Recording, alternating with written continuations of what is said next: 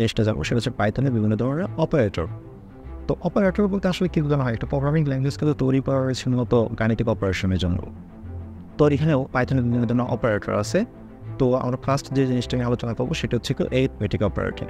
তো arithmetic operator মূলত পাইথনে যোগ করার জন্য যোগ চিহ্ন ব্যবহার করা হবে, বিয়োগ করার জন্য বিয়োগ, গুণ করার জন্য এই যে স্টার সাইনটা যেটা আছে এটা ইউজ করবো। তারপর হচ্ছে কি ডিভিশনের জন্য আমরা এই সাইনটা ইউজ করবো। এবং আছে হচ্ছে মডুলাস অপারেটর। তো মডুলাস অপারেটর দিয়ে আমরা তো হচ্ছে মূলত ভাগশেষ নির্ণয় করি। এবং আরেকটা হচ্ছে এক্সপোনেনশিয়েশন। তার মূলত এটা হচ্ছে আমাদের পাওয়ার হিসেবে ইউজ করা হয়। যেমন আমরা যদি 3⁴ এরকম কোনো কিছু চাই তখন আমরা এই সাইনটা ইউজ করি। তো এরপর হচ্ছে আমাদের পাইথনে আরেকটা অপারেটর আসে, সেটা হচ্ছে কম্প্যারিজন অপারেটর। কম্প্যারিজন অপারেটর বলতে কি, যে আসলে আমরা একজনের সাথে আরেকজনকে কীভাবে কম্পেয়ার করবো সেটা একটা বিষয়। আমরা যদি একটা সংখ্যার সাথে বা একটা ভেরিয়েবলের সাথে আরেকটা ভেরিয়েবল কম্পেয়ার করতে চাই তাহলে হচ্ছে ডাবল ইকুয়াল সাইন ইউজ করতে হয়। এটা হচ্ছে নট ইকুয়াল সাইন, এটা গ্রেটার দেন, এটা লেস দেন, এটা গ্রেটার দেন অর ইকুয়াল, এটা less than or equal sign. এরপরে যে ধরনের অপারেটর আছে সেটা হচ্ছে লজিক্যাল অপারেটর। এবং লজিক্যাল অপারেটরের মধ্যে 3 ধরনের অপারেটর আছে, একটা হচ্ছে অ্যান্ড, আরেকটা হচ্ছে অর, আরেকটা হচ্ছে নট।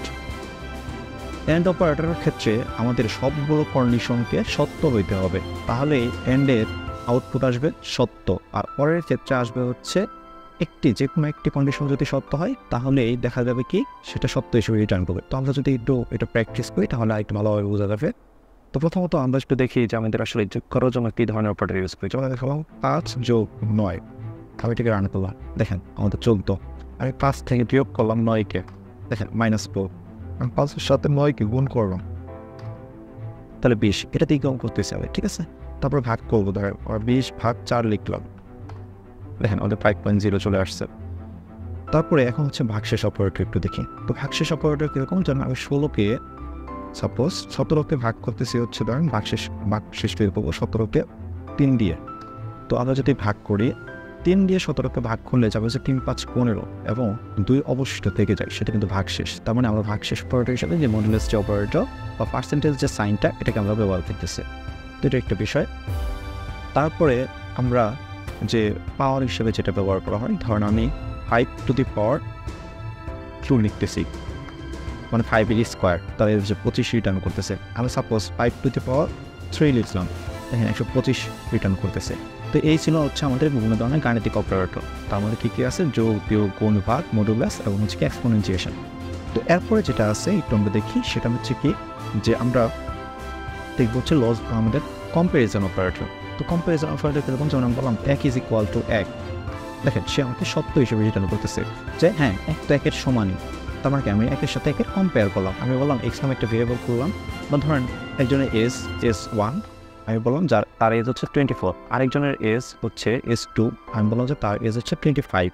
আমি বললাম S1 is = S2, দেখেন সে কিন্তু আমাদেরকে ফলস বলতেছে। কারণ কি, কারণ হচ্ছে একজনের এজ হচ্ছে 24, আরেকজনের 25, তাহলে তাদের দুইজনের যদি কম্পেয়ার করা হয় তারা কি সমান হবে, কখনোই সমান সম্ভব নেই। তার মানে কি, তখন সেটা ফলস রিটার্ন হবে। কিন্তু আমরা যদি বলি S1 is not equal to S2, সে কিন্তু আমাদের ট্রু রিটার্ন করতেছে। এই যে এটাকে বলতে হবে নট ইকুয়াল টু সাইন, ঠিক আছে। আমি যদি এখানে বলি 24, আমি যদি এখানে রান করি তাহলে দেখেন ওদেরকে এটা ফলস রিটার্ন করতেছে। আমরা এখন ইকুয়াল টু দিতে সেটাকে আমরা ট্রু রিটার্ন করবে। তো এটা একটা বিষয় যে এটা হচ্ছে আমাদের কম্প্যারিজন অপারেটর। বা আমি যদি বলি যে 24 is greater than 25, দেখেন এটা কিন্তু ফলস রিটার্ন বলতেছে। কারণ যদি বলি যে 24 is less than 25, এটা কিন্তু আমাদের ট্রু রিটার্ন করতেছে। অথবা আমরা বলতে পারি যে 25 is less than 25, এটা কিন্তু আমাদের ফলস রিটার্ন করছে। আমরা যদি বলি 25 is less than or equal 25, সেটা আবার 24 রিটার্ন মানে ট্রু রিটার্ন করতেছে। তো এই হচ্ছে গিয়ে আমাদের কম্প্যারিজন অপারেটর। এরপরে আমরা যে অপারেটরটা জানি সেটা হচ্ছে আমাদের কি, যে আমাদের লজিক্যাল অপারেশন বা লজিক্যাল অপারেটর। তো লজিক্যাল অপারেটর মধ্যে অ্যান্ড অর খুব বেশি লাগে। তো আমরা যদি অ্যান্ড অর নিয়ে একটু আলোচনা করি তাহলে একটু দেখি, যে ধরেন আমি বললাম 25 is = 25 এবং 20 is = 20। দেখেন আমাদের এটাও কিন্তু সত্য, এটাও কিন্তু সত্য, এবং তার মানে এই কন্ডিশনটাও সত্য হয়েছে, এই কন্ডিশনটাও সত্য হয়েছে। এবং যদি এটাকে দেখি তাহলে এটা কিন্তু আমাদের ট্রু রিটার্ন করছে। তার মানে দুইটা কন্ডিশনই সত্য এবং তাদের মধ্যে আছে হচ্ছে অ্যান্ড অপারেটর, এবং তারা কিন্তু ট্রু রিটার্ন করছে। কিন্তু আমি সামহাও ধরেন একটা কন্ডিশন ফলস করে দিই, যেমন 25 is equal to 26 এবং 20 is equal to 20, তাহলে দেখেন সে কিন্তু ফলস রিটার্ন করলো। প্রথমে আমি যদি বললাম 25 is equal to 25 এবং 20 is equal to হচ্ছে 21, তাহলে সে কিন্তু ফলস রিটার্ন করলো। তার মানে অ্যান্ড অপারেটর ইউজ করলে মাস্ট বি মাস্ট বি আমাদেরকে দুইটা কন্ডিশনই সত্য হলে সে হচ্ছে সত্য রিটার্ন করবে বা ট্রু রিটার্ন করবে। এখন আমরা দেখি অর অপারেটরের মধ্যে আসলে কাজটা কি। দেখেন অরের ক্ষেত্রে কী বলতেছে, দেখেন 25 ইজ ইকুয়াল টু 25 এবং 20 ইজ ইকুয়াল টু 20 এবং মাঝখানে আছে অর অপারেটর, সে কিন্তু ট্রু রিটার্ন করতেছে। ঠিক আছে, তার মানে দুইটা কন্ডিশনই সত্য, সে ট্রু রিটার্ন করতেছে।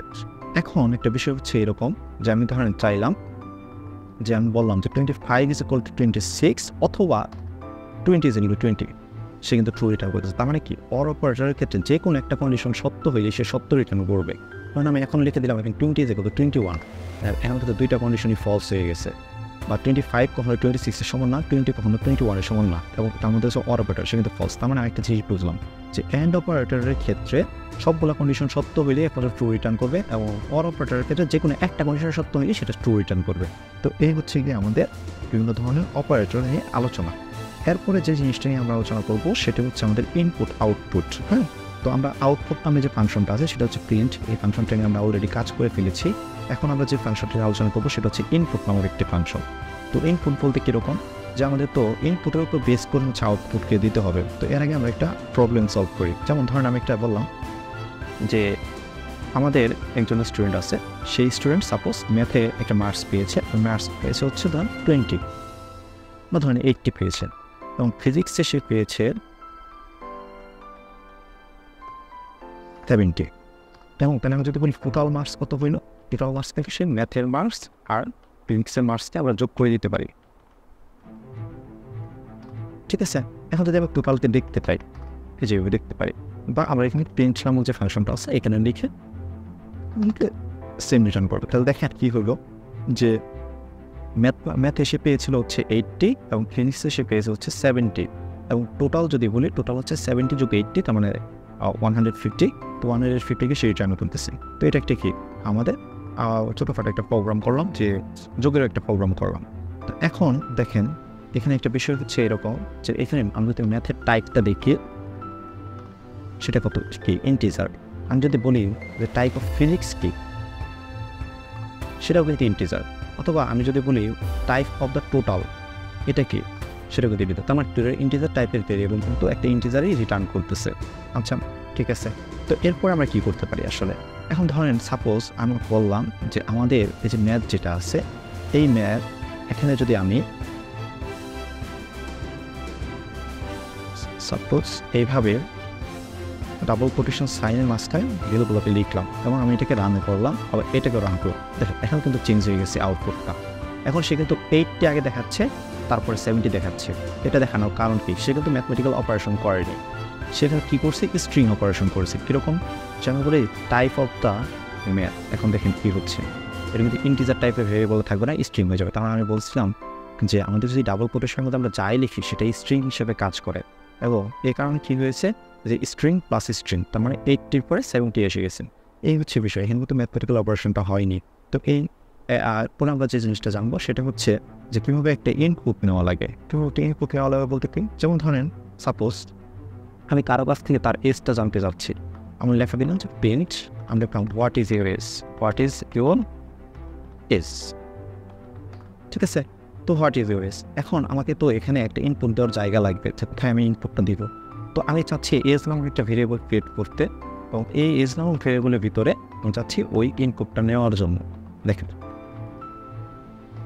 এখন ইনপুট নেওয়ার ফাংশনের নাম হচ্ছে যে ইনপুট লিখে আমরা ফার্স্ট ব্র্যাকেট দিয়ে আবার ক্লোজ করে দেবো। তাহলে এটা হচ্ছে কি ইনপুট নেওয়ার একটা ফাংশন। এখন দেখেন এখানে একটা চেঞ্জ আসবে, সেটা হচ্ছে কি দেখেন হোয়াট ইজ ইউর এজ লেখা আসার পরে এখানে কিন্তু একটা বক্স আসছে, এবং বক্সটা যদি আমরা লিখলাম তখন সাপোজ 25 বা আমি লিখলাম হচ্ছে 30, 30 লিখে দেখেন এন্টার চাপলাম, প্রথমে চেঞ্জ নাই। তো আমি যদি এখন এজ নামক ভেরিয়েবলের মানটা দেখতে চাই, দেখেন এটা কিন্তু আমাদের 30 রিটার্ন করতেছে। তার মানে আমাদের কী হইলো যে আমরা প্রিন্টের মাধ্যমে দেখাচ্ছি যে হোয়াট ইজ ইউর এজ, এই লেখাটা দেখাচ্ছি, দেখানোর পরে এজ লিখে আমরা ইনপুট নামক একটা ফাংশনের জন্য ওয়েট করতেছি, বা এভাবে একটা বক্স চলে আসতেছে। এই বক্সের মধ্যে কী করতে পারি, আমরা এই এজের ভ্যালুটাকে ইনপুট হিসেবে দিতে পারি, যেটা হচ্ছে এজ নামক ভেরিয়েবলের মাঝখানে গিয়ে স্টোর হয়ে যাচ্ছে। তো আমি যদি লিখি হচ্ছে এখানে 31, আমি যদি রান করি তাহলে এটা কী হচ্ছে, এখানে কিন্তু 31 হিসেবে স্টোর হয়ে যাচ্ছে, এবং এজের মানটা সে 30 হিসেবে রিটার্ন করছে। এখন আমার একটা বিষয় হচ্ছে যদি আমরা কোনো একটা ইনপুট দিই তাহলে সেটা কী টাইপের ভেরিয়েবল হিসেবে ইনপুট হয় সেটা একটু দেখা। যেন টাইপ এজ যদি দেখি দেখেন এটা কিন্তু স্ট্রিং হয়ে যাচ্ছে। তার মানে বিষয়টা হলো কি যে আমাদের কিন্তু কোনো একটা ইনপুট দিলে সেটা হচ্ছে স্ট্রিং হিসেবে ইনপুট নিতেছে। তাহলে আমাদের স্ট্রিং হিসেবে ইনপুট নিলে তো আমাদের মানে সমস্যা হতে পারে, কেননা আমরা এজ যখন ভেরিয়েবলটা ইনপুট দিব সেটা তো অবশ্যই স্ট্রিং টাইপের ভেরিয়েবল না, সেটা হচ্ছে কী টাইপের ভেরিয়েবল, সেটা হচ্ছে ইন্টিজার টাইপের ভেরিয়েবল। তাহলে আমাদের কী করতে হবে, আরেকবার কাস্টিং করতে হবে। তাহলে কী কাস্টিং করতে হবে, যে আমাদের এজ নামক যে ভেরিয়েবলটা স্ট্রিং হিসেবে পাচ্ছি সেইটাকে আমরা টাইপটা চেঞ্জ করে দেবো, এবং টাইপ চেঞ্জ করার জন্য আমাদের কাস্টিং করার জন্য আমরা চাইলাম যে আমরা ইন্টিজার টাইপের ভেরিয়েবলে কনভার্ট করবো, কাকে, এজকে। এবং পরে আমরা সেটাকে এজের মাঝখানেই রাখবো। তার মানে আমি বললাম age is equal to integer of age. এখন দেখেন আমি ওইটাকে রান করলাম, আমি লিখলাম হচ্ছে 31 বা ধরেন 35, আমি রান করি, কারণ এজের নতুন বলে দেখেন 35 ডিফিন করতেছে, এবং টাইপ অফ এজ যদি দেখি সেটা হচ্ছে ইন্টিজার হিসেবে চলে আসতেছে। তো এই হচ্ছে গিয়ে বিষয়। এখন ধরেন আমরা দুইটা সংখ্যা যোগ করার জন্য একটা প্রোগ্রাম তৈরি করতে চাচ্ছি। ধরেন নাম্বার 1 নিলাম, তো number 1 is equal to input নামে একটা ফাংশন নিয়ে নিলাম, হ্যাঁ, এবং নাম্বার 2 নিলাম, এবং সেখানেও আমরা ইনপুট নামে একটা ফাংশন নিয়ে নিলাম, এবং তারপরে বললাম যে সাম নামে একটা ভেরিয়েবল ক্রিয়েট করতেছি, আমরা এখন নাম্বার 1 প্লাস নাম্বার 2, হ্যাঁ, এবং আমাকে আউটপুট হিসেবে দেখাবা কি, সামকে দেখাও। এই দেখ, এই যে একটা প্রবলেম তৈরি করো। প্রথমত নাম্বার 1, তো এখানে দেখেন একটা বক্স আসছে, ব্ল্যাঙ্ক বক্স আসছে। বক্সে বলতেছে কি আসলে নাম্বার 1-এর ভ্যালু কত সেটা আমাকে দেন। তো আমি দিলাম হচ্ছে 80, আবার চাপ দিলাম, দেখেন আরেকটা বক্স আসছে, নাম্বার 2-এর ভ্যালু কত সেটার জন্য ওয়েট করতেছে, আমি দিলাম 70। এখন দেখেন সে কিন্তু আমাকে 80-70 রিটার্ন করতেছে। কারণ কি তেমন বোঝানো হয়েছে যে টাইপ অফ নাম্বার 1 যদি দেখি, এটা কিন্তু স্ট্রিং হিসেবে সে কী করতেছে, চিন্তা ভাবনা করতেছে।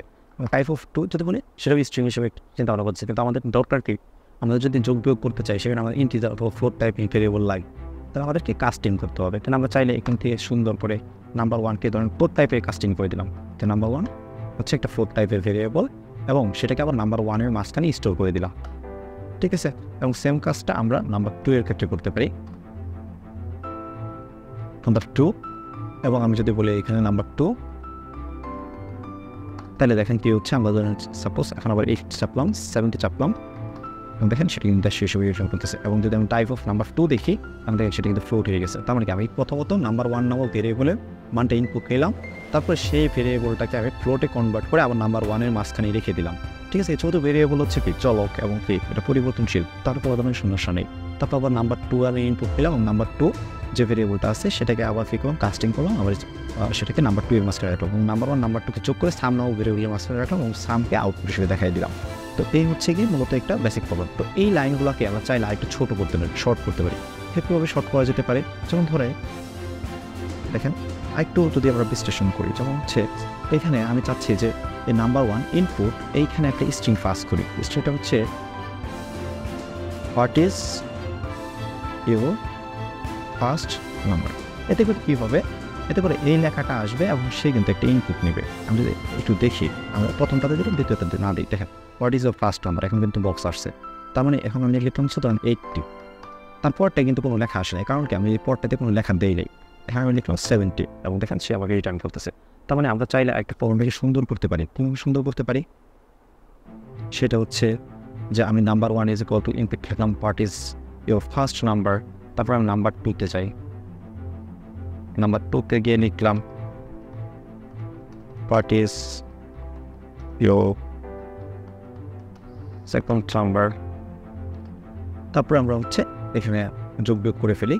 কিন্তু এখন হচ্ছে আমাদের যে কাস্টিংটা আছে, আমরা চাইলে কাস্টিংটা ইন লাইনে করে ফেলতে পারি। কীরকম, যে আসলে দেখেন এখন যদি এ যেভাবে ইনপুট নেবে, এটা কিন্তু একটা কি ইনপুট নেবে, একটা স্ট্রিং টাইপের ভ্যারিয়েবল ইনপুট নেবে। আমি চাচ্ছি এটাকে ফ্লোটে কাস্টিং করার জন্য। তাহলে দেখেন আমি যদি চাই যে আমি এই নাম্বার 1 একটা ফ্লোট টাইপের ভ্যারিয়েবলকে কাস্টিং করার জন্য কাস্টিং করবো, এই ইনপুট পাবো ফাংশনের ভিতরে যাকে পাবো তাকে। তাহলে আমরা কিন্তু এক লাইনেই চাইলে আমরা এই কাস্টিংও করে ফেলতে পারি। দেখেন কীভাবে, দেখতে করে আমরা তারপরটাতে আবার ফ্লোট নামে একটি ভাষা লিখলাম, লিখে আমরা এটাকে লাস্টে এই যে এখন দেখেন আমাদের যে লিখলাম 8 আর 7 ধরেন, তাহলে 8 7 15, ঠিক আছে। তো এই হচ্ছে কি, যে আমরা এক লাইনের ভিতরে কাস্টিং প্লাস হচ্ছে কি আমাদের কোনো যদি নির্দেশনা থাকে সেটাকে আমরা কী করতে পারি, দেখাতে পারি। তো এ হচ্ছে ইনপুট নেওয়া আউটপুট নেওয়া বিভিন্ন ধরনের বিষয় ছিল।